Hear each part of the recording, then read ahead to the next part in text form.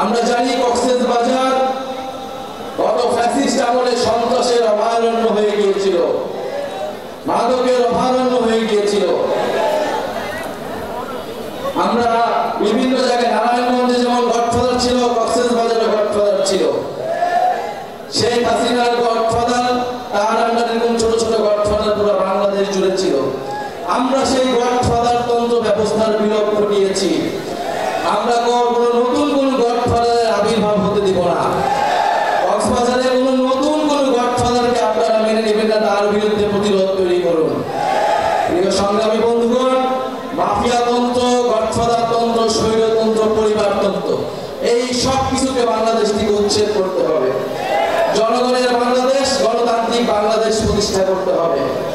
প্রিয় সংগ্রামী কক্সবাজারবাসী, গণ অভ্যুত্থানের 1 বছর পূর্তিতে আমরা আপনাদের কাছে এসেছি জুলাই গণ অভ্যুত্থানের বার্তা নিয়ে, নতুন বাংলাদেশের বার্তা নিয়ে। আমরা জানি কক্সবাজারে পর্যটন শিল্পের জন্য কক্সবাজার বিখ্যাত, কিন্তু এই পর্যটন শিল্পকে আমরা যথাযথ মর্যাদা দিতে পারি নাই। আমরা কক্সবাজারের মানুষকে সাথে নিয়ে এই পর্যটন শিল্প গড়ে তুলতে পারি নাই। পর্যটন শিল্পের নামে এখানে লুটপাট উচ্ছেদ হয়েছে। আমরা চাই পরিবেশ বান্ধব পর্যটন শিল্প গড়ে তুলতে হবে, যেখানে কক্সবাজার মানুষের হক এবং অধিকার নিশ্চিত করতে হবে। প্রিয় সংগ্রামী কক্সবাজারবাসী, আমরা জানি রোহিঙ্গা ইস্যু দীর্ঘদিন ধরে বাংলাদেশে একটি সমস্যা হিসেবে বিবেচিত হয়ে রয়েছে। রোহিঙ্গা জনগোষ্ঠীর প্রতি আমাদের দরদ রয়েছে, তাদেরকে অধিকারহীন করে, রাষ্ট্রহীন করে রাখা হয়েছে, কিন্তু তার সমাধান এটা না যে বছরের পর বছর বাংলাদেশ তাদের দায়িত্ব নেবে। রোহিঙ্গাদের দায়িত্ব নিতে গিয়ে আমাদের কক্সবাজারের মানুষের প্রতি আমরা বেইনসাফি করছি কিনা সেদিকেও আমাদের খেয়াল রাখতে হবে। ফলে কক্সবাজারের মানুষ তাদের যাতে নিরাপত্তা, আইন শৃঙ্খলার বিঘ্ন না ঘটে, এই সবকিছু বিবেচনায় রোহিঙ্গাদের প্রত্যাবর্তনের জন্য অতি দ্রুত আমাদেরকে ব্যবস্থা নিতে হবে। আমরা অন্তর্বর্তী সরকারের প্রতি আহ্বান জানাবো, ডক্টর ইউনূসের প্রতি আহ্বান জানাবো এবং পুরো বিশ্ব বিবেকের প্রতি আহ্বান জানাবো, আপনারা রোহিঙ্গা ইস্যুর দ্রুত সমাধান করুন। রোহিঙ্গাদের তাদের যেটা দেশ, তাদের যে রাষ্ট্র, সেইখানে তাদেরকে সম্মানের সহিত, অধিকারের সহিত পৌঁছানোর ব্যবস্থা করুন। প্রিয় সংগ্রামী বন্ধুগণ, আমরা কক্সবাজারকে দেখি সম্ভাবনার জায়গা হিসেবে। হাসনাত আব্দুল্লাহ বলেছেন, বাংলাদেশের ভবিষ্যৎ, বাংলাদেশের সম্ভাবনা হচ্ছে এই বঙ্গোপসাগরে। আমাদেরকে সমুদ্র শক্তি, নৌ শক্তিতে শক্তিশালী হতে হবে। ফলে তার জন্য কক্সবাজারকে আমাদের শক্তিশালী ঘাঁটি হিসেবে প্রতিষ্ঠা করতে হবে। পুরা কক্সবাজারকে, পুরা বাংলাদেশটা বিশ্বের বুকে মডেল হিসেবে প্রতিষ্ঠা করতে হবে। আমরা সেই কক্সবাজার দেখতে চাই।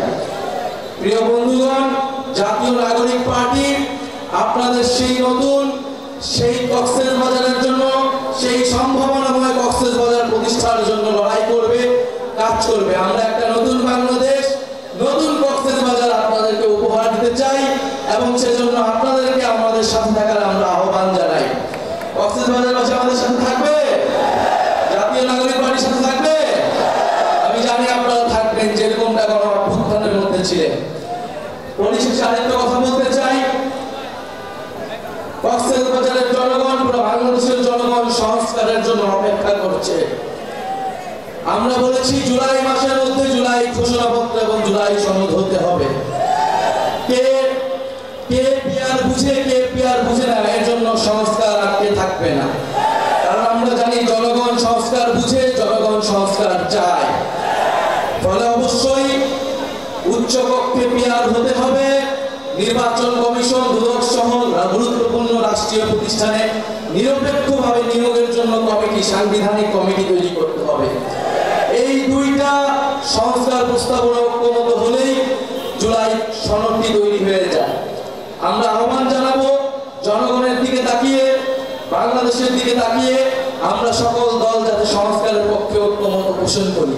কারণ এই সংস্কার কোন দলের পক্ষে নয়, কোন দলের বিপক্ষে নয়, এটা বাংলাদেশের পক্ষে, জনগণের পক্ষে। প্রিয় সংগ্রামী বন্ধুগণ, 3 আগস্ট শহীদ মিনারে আমরা জড়ো হচ্ছি। আপনাদের কক্সবাজারের রূপরেখা আমরা দিব, কেমন কক্সবাজার আমরা চাই, কেমন বাংলাদেশ আমরা চাই। আর জুলাই ঘোষণাপত্র, জুলাই সনদ আমরা অবশ্যই আদায় করে ছাড়বো ইনশাআল্লাহ। বক্তব্য শেষে আমরা এই চট্টগ্রাম বিভাগে আমাদের যে প্রথম শহীদ ওয়াসিম, আপনাদের সন্তান, তাকে শ্রদ্ধার সাথে স্মরণ করি। আমরা তার নামে স্লোগান দিয়ে আজকে সমাবেশ আমরা সমাপ্ত ঘোষণা করব। আবু সাঈদ মুগ্ধ।